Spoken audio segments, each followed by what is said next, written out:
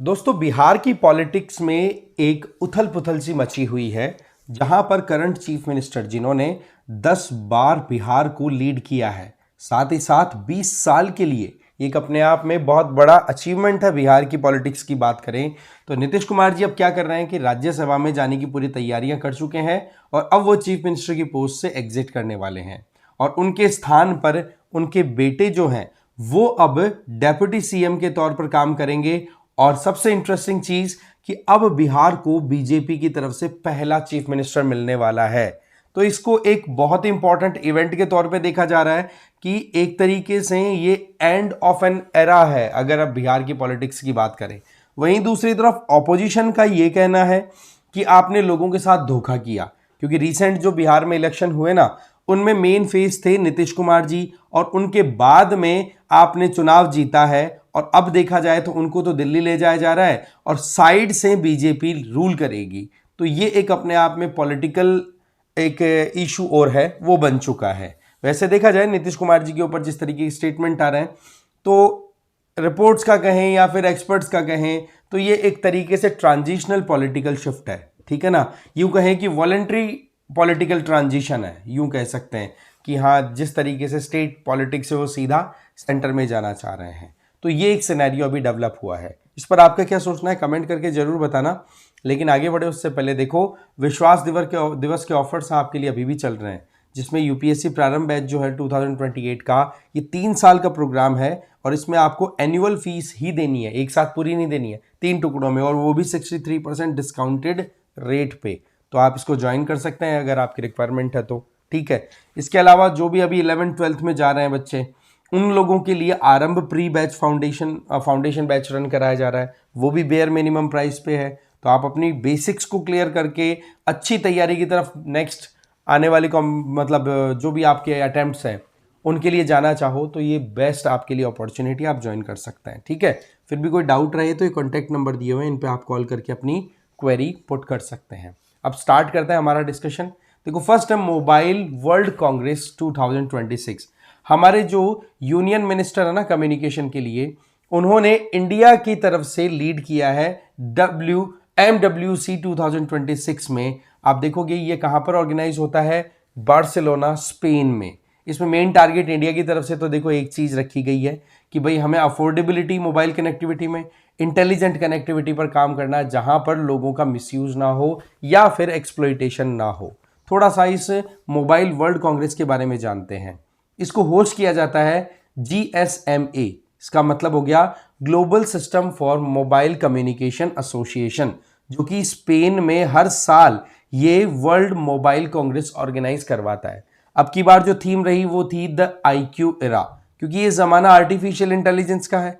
किस तरीके से आप AI को यूज कर रहे हो और साथ में आप अपनी जो मेंटल एबिलिटीज है उनको कैसे मैनेज कर पा रहे हो, ये एक अच्छे से इंटरेस्टिंग थीम यहाँ पे डेवलप हो गई। फिर आ जाओ इस पर्टिकुलर कांग्रेस की या इस मीटिंग की, इस गैदरिंग की सिग्निफिकेंस क्या है। देखो, मोबाइल इंडस्ट्री के जो भी इंटरनेशनल प्लेयर्स हैं उनका पार्टिसिपेशन यहाँ पर रहता है, जिसमें सरकारें भी होती हैं तो अलग अलग कंपनियों की तरफ से रिप्रेजेंटेशन भी होता है। तो अब की बार 2900 के लगभग एग्जिबिटर्स वहां पर थे, जिन्होंने डिफरेंट इश्यूज को डिस्कस किया। इसका मतलब ये हो गया कि आज के समय नेटवर्क का जो रोल है उसका सीधा क्या असर है सोसाइटी पे, उसके ऊपर डिस्कशन यहां पर देखने को मिला। इस कांग्रेस की आउटकम्स की बात करें तो एक तो देखो, जो इंपॉर्टेंट सेशंस हुए उसमें एड्रेस किया गया था ब्रेकिंग द कॉस्ट बैरियर, कि कैसे हम इंक्लूसिविटी ला सकते हैं कॉस्ट को रिड्यूस करते हुए, अफोर्डेबिलिटी इंश्योर करनी है। दूसरा, बिल्ड फॉर व्हाट्स नेक्स्ट, आने वाली जनरेशन के हिसाब से आप क्या सोच के चल रहे हैं, जिसमें मेजर फोकस रहा AI ड्रिवन फोकस। इसके अलावा क्लाउड नेटिव, इसका मतलब लार्ज स्केल पे डेटा किस तरीके से मैनेज होता है, उस पर बातचीत हुई। और ह्यूमन सेंट्रिक नेटवर्क की बात हुई, ऐसा नहीं कि सारा का सारा ऑटोमेशन की तरफ जाके मशीनरी पर ही चला जाए। फिर इसके अलावा भारत पेवेलियन का भी इनॉग्रेशन हुआ। इसका मतलब ये हुआ कि जिस तरीके से हमारे देश में टेलीकॉम मैन्युफैक्चरिंग बढ़ी है, चाहे फिर वो डिफरेंट ऑप्टिकल फाइबर केबल्स की मैन्युफैक्चरिंग हो या मोबाइल फोन की मैन्युफैक्चरिंग हो, उसमें हम लगातार हमारी पार्टिसिपेशन बढ़ा रहे हैं ना। तो उस पॉइंट ऑफ व्यू से भारत पेवेलियन एक ऐसा कह सकते हो इवेंट हो गया इसकी लॉन्चिंग का, कि आज इंडिया 5G हो या कम्युनिकेशन नेटवर्क डेवलप करने में हो, सैटेलाइट कम्युनिकेशन के सेगमेंट में हो या सेमीकंडक्टर के सेगमेंट में हो, इंडिया कैसे लीड रोल प्ले कर रहा है, जिसमें 40 के लगभग इंडियन कंपनीज पार्टिसिपेट करती दिखी हैं। इसके अलावा कुछ स्ट्रेटेजिक लॉन्चेस भी हुए हैं, जैसे कि एक तो यहां पर तेजस नेटवर्क, जिसको हम बोलेंगे TJ1600D3 hyper scalable DCI platform. ये DCI प्लेटफॉर्म जनरली क्या होता है, ये डेटा सेंटर इंटरकनेक्टेडनेस का काम करता है। इसका मतलब हाई स्पीड में आपको लार्ज स्केल पे डेटा को एक जगह से दूसरी जगह मूव कराना है, तो आपको क्या चाहिए, आपको चाहिए होती है बहुत ही ज्यादा स्केल पे ऑपरेट करने वाली ऑप्टिकल फाइबर केबल्स। और उसी तरीके से ये TJ1600D3 है ना, ये मोर और लेस ऐसा ही काम करने वाला एक सिस्टम है जिसका अनवील किया गया। इसके अलावा 2026 अक्टूबर की अगर बात करें, इसी साल में हम देखो इंडिया में भी इंडिया मोबाइल कांग्रेस ऑर्गेनाइज कराते हैं, तो उसका भी लेकर के यहां पर बातचीत हुई है। इसका मतलब इंडिया पर अब की बार अटेंशन अच्छे से हो, इस बात को ध्यान रखते हुए मोबाइल वर्ल्ड कांग्रेस में इंडिया की तरफ से ये रिप्रेजेंटेशन दिया गया। इसके अलावा telecom equipment and service export promotion council की बात करें तो ये एक बहुत ही इंपॉर्टेंट एंटिटी है जो कि हमारे देश में टेलीकम्युनिकेशन के प्रमोशन के लिए काम करती है, जिसमें मोबाइल सेगमेंट भी आपका आ गया। सबसे पहला काम ये स्टैब्लिश किसने किया, इंट्रोडक्शन इसका हुआ गवर्नमेंट ऑफ इंडिया के द्वारा। किसके अंडर में, हमारी फॉरेन ट्रेड पॉलिसी के अंडर में, क्योंकि हम ज्यादा से ज्यादा एक्सपोर्ट ओरिएंटेड इकोनॉमी बनना चाहते हैं, तो हमें ये चीजें करनी होगी। ऑब्जेक्टिव क्या है कि हम इस तरीके से हमारी टेलीकॉम इक्विपमेंट्स और सर्विसेज को डेवलप करें जो कि इंटरनेशनल मार्केट में डिमांड में रहे, जिससे कि हम एक्सपोर्ट करके अर्न कर सके। रोल क्या होगा, देखो जो भी मेंबर कंपनीज होगी उन कंपनियों को डिपार्टमेंट ऑफ टेलीकम्युनिकेशन के साथ में कॉन्फिडेंस बिल्डिंग का काम करेंगी, उनके साथ कोलैबोरेट कराएगी और साथ ही साथ end to end global tech solutions पे काम किया जाए। मतलब ये कि दुनिया में कहीं पर भी जिस तरीके की रिक्वायरमेंट है टेलीकॉम सेगमेंट की, उनको हम पूरा करने के लिए हमारे देश में सॉल्यूशंस पे काम करें, चाहे फिर मैन्युफैक्चरिंग हो या फिर सर्विसेज हो, राइट। इसके अलावा ऑर्गेनाइज ये जो आपकी telecom equipment and services export promotion council है, टैपेक, ठीक है, इसके द्वारा इंडिया टेलीकॉम इनोवेटर का जो मैकेनिज्म है वो भी ऑर्गेनाइज कराया गया है MWC, मतलब मोबाइल वर्ल्ड कांग्रेस 2026 में। तो ये एक अपने आप में बहुत ही इंटरेस्टिंग पॉइंट बन जाता है कि कैसे हम टेलीकॉम सेगमेंट में पार्टिसिपेट करने के लिए अलग अलग इंस्टीट्यूशंस के थ्रू काम कर रहे हैं। नेक्स्ट आ जाता है ऑपरेशन संकल्प। देखो हमें पता है कि इस टाइम पे पर्शियन गल्फ में किस तरीके की प्रॉब्लम चल रही है, इसके बारे में हम बैक टू बैक बातचीत कर रहे हैं। तो यहां पर क्या होता है कि यहां से दुनिया का बहुत बड़ा कंसाइनमेंट एनर्जी का ट्रांसफर होता है पर्शियन गल्फ से, ठीक है ना, ये जो स्ट्रेट ऑफ हॉर्मुज है उधर से, ठीक है। अब यहां पर कॉन्फ्लिक्ट के चलते यहां पर कम्युनिकेशन लेन्स है वो बिल्कुल हॉल्ट पे चली गई है। तो ऐसी परिस्थितियों में जब नॉर्मल टाइम्स में हमारे यहां पर शिप्स हुआ करते थे, है ना, जैसे हमारी नेवी के 2 शिप्स हमेशा यहां पर डिप्लॉयड रहते हैं। एक तो फ्रीगेट शिप होता है जो कि एक तरीके से एस्कोर्ट प्रोवाइड करता है हमारे बड़े बड़े टैंकर्स को कि भाई कोई अटैक ना कर दे हमारे ऊपर, और एक हमारा यहां पर कहते हैं डिस्ट्रॉयर है, वो भी डिप्लॉयड है। तो इन दोनों का काम क्या था कि एक तो डिफेंसिव सेगमेंट में कि हाँ भाई कहीं से हमारे टैंकर्स के ऊपर कोई अटैक ना कर दे, उससे हम प्रोटेक्शन ले लें, तो वो फ्रीगेट का काम हो गया। और जब उसको रिटेलिएट करना हो तो डिस्ट्रॉयर का काम है। तो ये दोनों जो शिप्स हैं वो गल्फ ऑफ ओमान और यहां पर गल्फ ऑफ एडन की तरफ लोकेटेड है। अब ये यहीं की यहीं पर अभी के टाइम पे रुके हुए हैं, और ये रुके हुए इसलिए क्योंकि यहां पर अभी मूवमेंट पॉसिबल नहीं है, क्योंकि हमें यहां पर ये देखने की जरूरत है कि कॉन्फ्लिक्ट में कोई भी अगर अटैक करे और किसी की भी मिसाइल गलती से आके हमारे मतलब शिप्स पे लग जाए तो वो चीज़ हमारे लिए बड़ी चैलेंजिंग हो सकती है। तो उस केस में अभी के टाइम पे ये जो ऑपरेशन संकल्प है ना, ये अभी के टाइम पे हॉल्ट पे। अब सवाल ये आता है कि ऑपरेशन संकल्प क्या है। ये जनरली ऑपरेशन संकल्प जो होता है ना वो ये है कि वेस्ट एशिया में जिस तरीके की सिचुएशन बनी रहती है ना, तो वहां पर हमारी तरफ से ह्यूमैनिटेरियन असिस्टेंस हम भेजते हैं, तो वो ऑपरेशन संकल्प के तहत चल रहा था। और दूसरा, वहां पर जिस तरीके की लुटेरों का पूरा एक गैंग ऑपरेट करता है पायरेट्स का, तो उनको भी न्यूट्रलाइज करने के लिए हम काम करते हैं इस ऑपरेशन संकल्प के तहत। तो एक तरीके से ड्यूअल पर्पस के हिसाब से हमने वहां पर हमारे 2 नेवल शिप्स हैं, एक फ्रीगेट हो गया, एक डिस्ट्रॉयर हो गया, दोनों वहीं पर डिप्लॉय कर रखे हैं और अभी उनको हम बिल्कुल भी मूव नहीं कर रहे। इवन INS सूरत की जो बात करें, जो कि बहरीन में लोकेटेड है। अभी के टाइम पे बहरीन में वो डिप्लॉयड है। रीजन बीइंग, क्योंकि बहरीन से निकालना है तो हमें क्या करना पड़ेगा, पर्शियन गल्फ को क्रॉस करते हुए इधर आपके जो स्ट्रेट ऑफ हॉर्मुज उधर से निकलना पड़ेगा, तो वो चैलेंजिंग कंडीशन है। तो इस वजह से मोर और लेस ये हमारे ऑपरेशन संकल्प को हमने एक बार क्या कहते हैं, होल्ड पे रखा हुआ है कुल मिलाकर के। ठीक है, समझ गए आप बात मेरी। इसके अलावा ये जो वेसल्स है इनका काम क्या है, मैंने बताया मर्चेंट वेसल्स है उनको सेफ्टी प्रोटेक्शन देनी है ना। इसके अलावा ह्यूमैनिटेरियन असिस्टेंस है वो प्रोवाइड करना, ये जनरली काम किया करते हैं ये दो हमारे नेवल वेसल्स।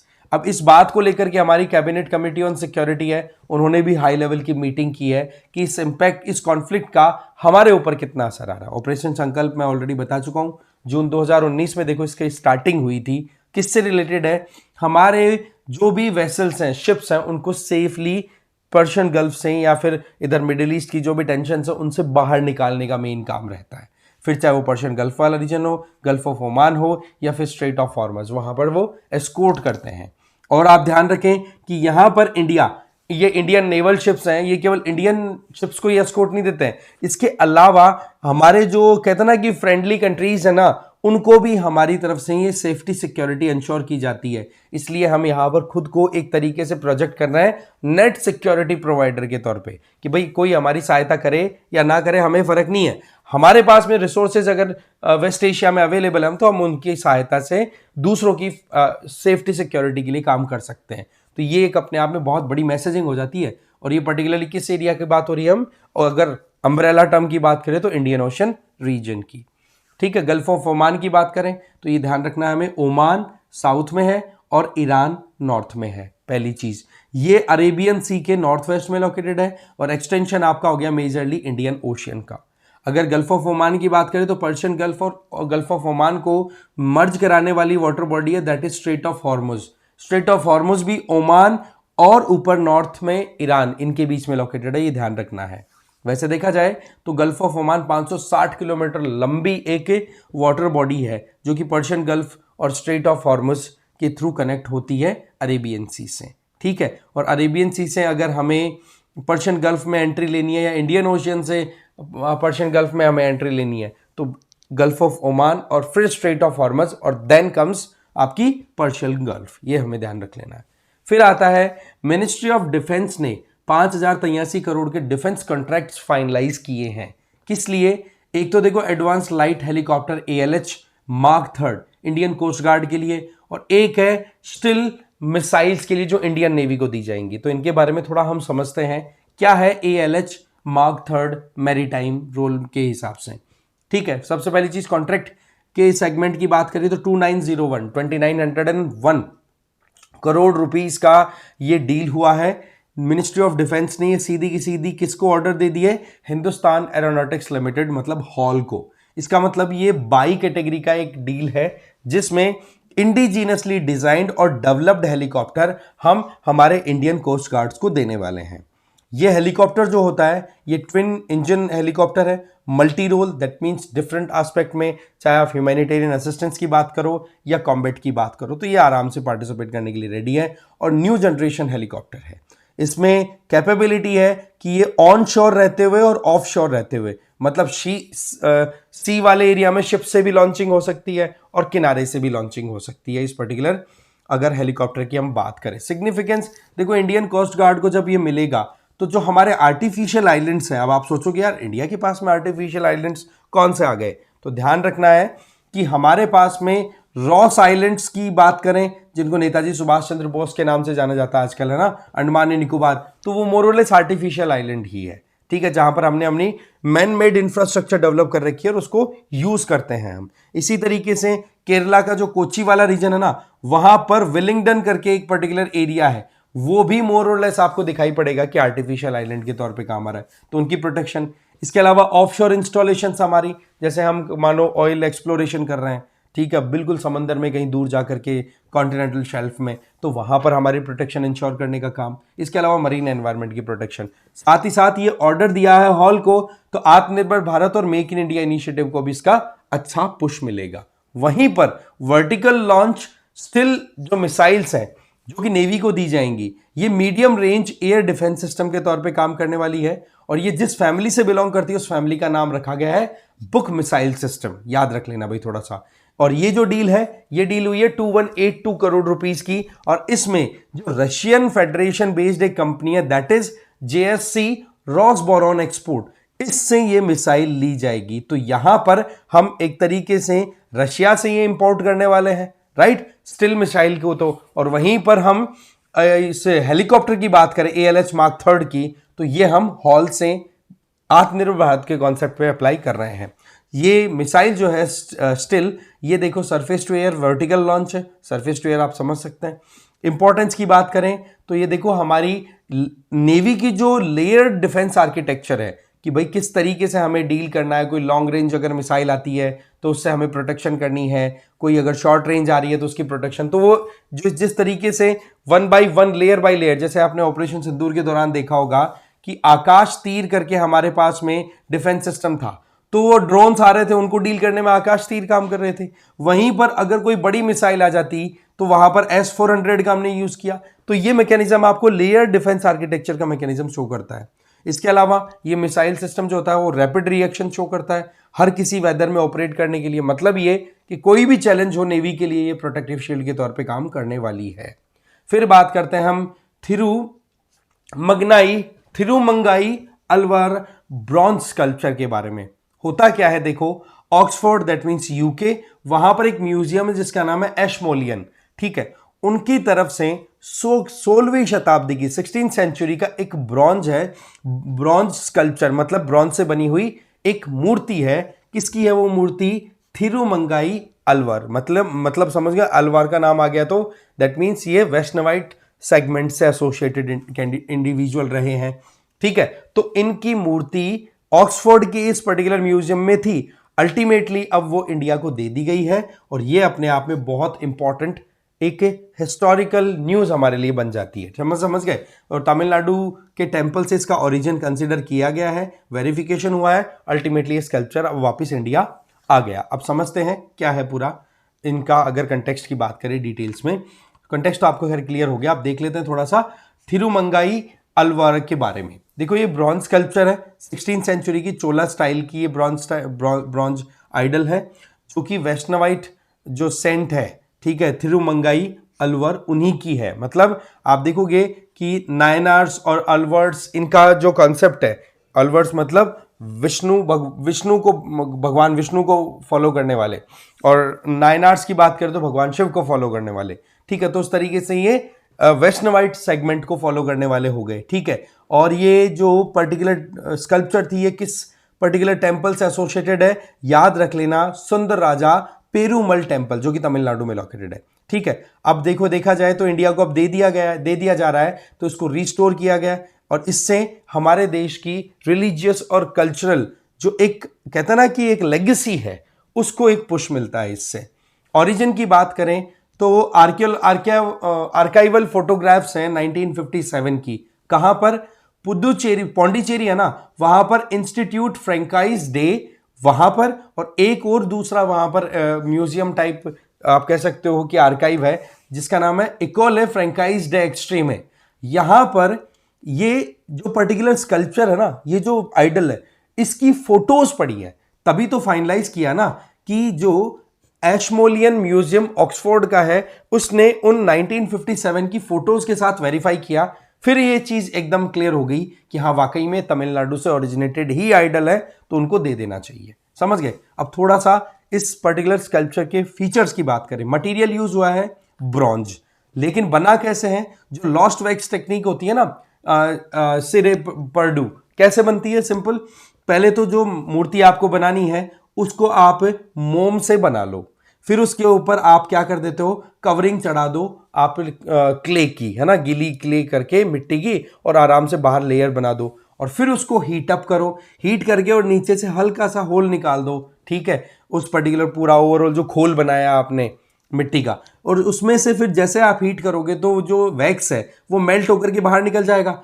बट अंदर की जो स्ट्रक्चर है वो कैसी बनी रहेगी? वो वैसी की वैसी जो वैक्स से आपने तैयार की थी। अब यहां पर मोल्टन फॉर्म में ब्रॉन्ज मटेरियल को आप इधर से डाल दो उस पर्टिकुलर खोल के अंदर और फिर उसको ठंडा होने के लिए टाइम दे दो और फिर ऊपर ऊपर का जो लेयर जो आपने क्रिएट किया था क्ले का वो तोड़ दो, बाहर से आपकी एकदम ब्रॉन्ज की बनी हुई फिर एकदम प्रॉपर आपकी आइडल आ जाएगी। इस तरीके से टेक्निक में ये टेक्निक से ही हमारे साउथ इंडिया में बड़ी फेमस रही हुई है ना। इसके अलावा इसमें ये जो आइडल है ये शो क्या कर रहा है, थिरुमंगई जो है उनकी पोजीशन क्या है। ये देखो संत हैं तो क्या है, एक डिवोशनल पोस्चर में खड़े हैं वो, जिनके हाथ मुड़े हुए हैं और एक तरीके का सिंबॉलिक एट्रीब्यूट है कि हाँ ये एक संत के तौर पर आप देख सकते हैं यहाँ पर।